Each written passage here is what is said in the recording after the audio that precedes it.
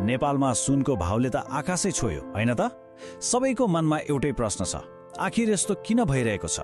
ल आज हामी यही रेकर्ड तोड मूल्य वृद्धिको पछाडि के कारण छन् त्यसमै गहिरिएर हेरौं।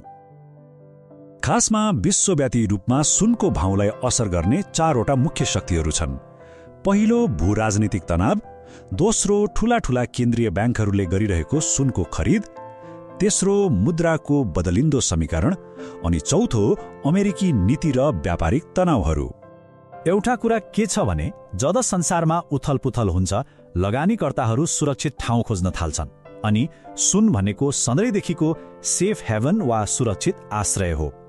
अहिलेको रुस युक्रेन युद्ध होस् वा मध्यपूर्वको तनाव, यस्ता घटनाले आर्थिक अनिश्चितता बढाउँछ अनि यस्तो बेलामा मानिसहरू सुरक्षाका लागि सुन किन्न दौडिन्छन्। यो मात्रै होइन नि, चीन जस्ता ठूला देशका केन्द्रीय ब्याङ्कहरूले पनि यसमा ठूलो भूमिका खेलिरहेका छन्।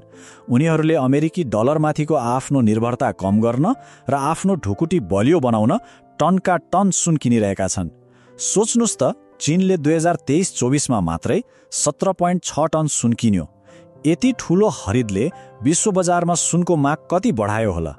सामान्यतया अर्थशास्त्रको एउटा नियम के थियो भने जब डलर बलियो हुन्छ सुनको भाव घट्छ। तर अचेल बजारमा एउटा अनौठो र अलि अचम्म लाग्दो कुरा देखिरहेको छ। अमेरिकी डलर पनि बलियो भइरहेको छ अनि सुनको मूल्य पनि सँगसँगै माथि गइरहेको छ।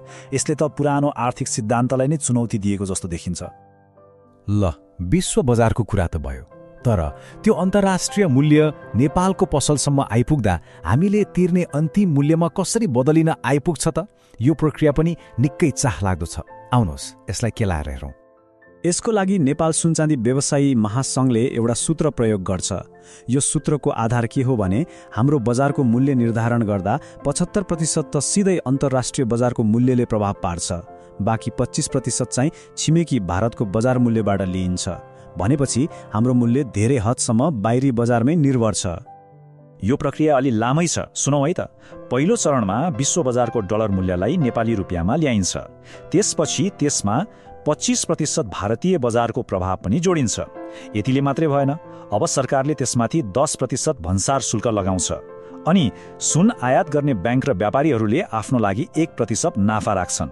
र अन्त्यमा जब हामी गहना किन्न पसल पुग्छौं, त्यसमाथि ज्याला र जर्ती भनेर थप 12देखि 18% जोडिन्छ। हो, यसरी अन्तर्राष्ट्रिय बजारको मूल्य हाम्रो हातमा आइपुग्दा निकै माथि पुगिसकेको हुन्छ। सरकारको लागि पनि यो भन्सार शुल्क एउटा टाउको दुखाइको विषय थियो। हेर्नुस् न, जब भन्सार शुल्क 20% थियो, के भयो? कानुनी रूपमा सुन आउनै छाड्यो, 87%ले घट्यो अनि भारतबाट तस्करी वात्तै बढ्यो। त्यसैले सरकारले एउटा बीचको बाटो लियो, शुल्क घटाएर 10%मा झार्यो। यसको लक्ष्य के थियो भने कानुनी आयात बढोस्, तस्करी घटोस् र राजस्व पनि स्थिर होस्। ल, मूल्य कसरी बढ्यो, कसरी निर्धारण हुन्छ भन्ने त बुझियो, तर यसको असर खास गरी नेपाली समाज र हाम्रो अर्थतन्त्रमा चाहिँ कस्तो परेको छ त? यसको वास्तविक जमिनी प्रभाव के छन्? यसको असर त चौतर्फी देखिन थालेको छ। एकातिर विवाह र चाडपर्वमा गहना किन्ने चलन सुस्ताएको छ, अर्कोतिर धेरै परिवारहरूले पैसाको लागि आफूसँग भएको सुन बेच्न थालेका छन्। यसले सरकारको राजस्वमा पनि असर पारेको छ, किनभने आयातै घटेको छ। अनि एउटा अर्को महत्त्वपूर्ण कुरा, मानिसहरूले ब्याङ्कबाट ऋण लिनका लागि सुनलाई धितोको रूपमा पहिले भन्दा झन् धेरै प्रयोग गर्न थालेका छन्।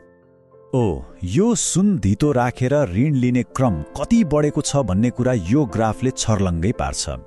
अघिल्लो वर्ष यस्तो ऋण 53.32 अर्ब रुपियाँ बराबरको थियो, तर जनवरी 2025 सम्म आइपुग्दा यो बढेर 69.29 अर्ब रुपियाँ पुगिसकेको छ।